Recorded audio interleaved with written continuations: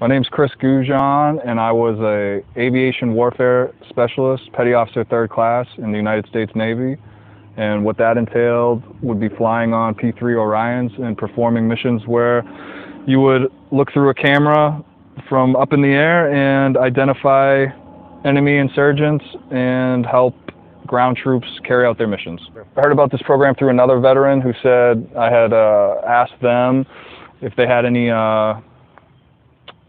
suggestions about different ways to relieve stress, or how do we balance stress, or how do we continue to function in a work environment while we have all these attributing different factors that come with life, but also that come with maybe having a pre-existing condition like PTSD or anxiety or depression or any of those things. I had hit a point where basically I shut down completely, so feeling out of control, feeling like I can't get a handle on anything, feeling like I can't prioritize things, that trickling itself to not being able to even handle simple tasks, leave the house, go grocery shopping, clean my car, just really getting to a point of not knowing who I was or what I'm supposed to be doing. So the animals help, because seeing their emotions and seeing the way that my behavior and or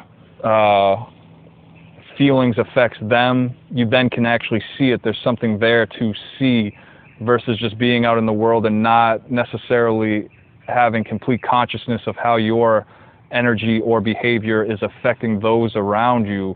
Whereas with the animals, because quite frankly they can't talk back to you, it's very easy to see how in high stress the animals might react one way, or in how low stress or more calming way the animals can sense that and feed off that. I came back, it's not complicated. I came back because I felt good after the first time I was here. I felt good about myself. I felt relaxed.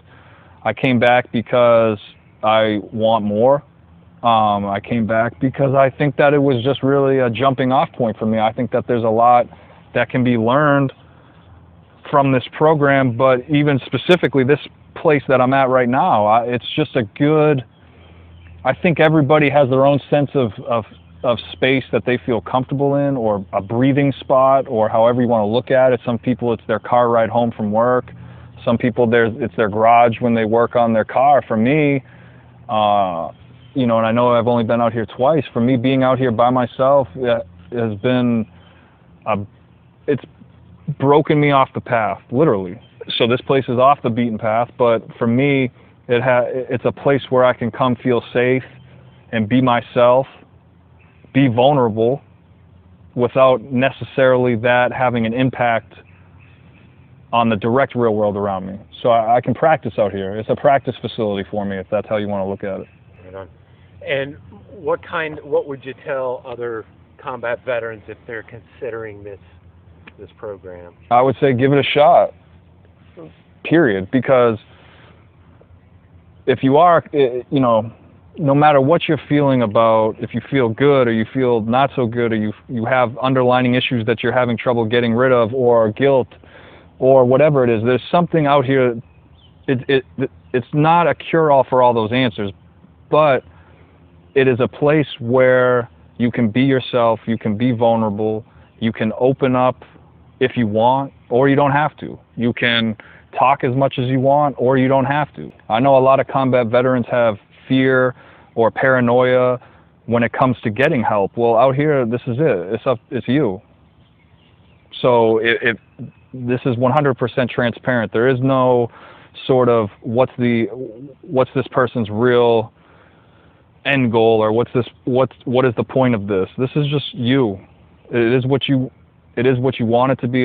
You take what you want. You take what you give. So I would encourage other veterans to check it out, simply because if you're like me, you've either already checked everything else out, or you've never checked anything out and you need a safe place to start. I would say that this is it. So for me, coming here and the sensory process of being in touch with having your feet, you know, feeling your feet, feeling your toes wiggle, being able to be in touch with the sounds and the colors that are around you, allows me to rest. So grounding yourself, being in touch with nature, or at least not, it doesn't always have to be nature, your surroundings, what's going on now, how do you live back in this moment? I think that that's something that most veterans would say they struggle with, is how do I get back to living more comfortable, minute to minute, hour to hour, day to day, than what do I have to do next month, 6 months from now, 5 years from now. Using this technique allows you to feel more comfortable or confident in your decision-making process.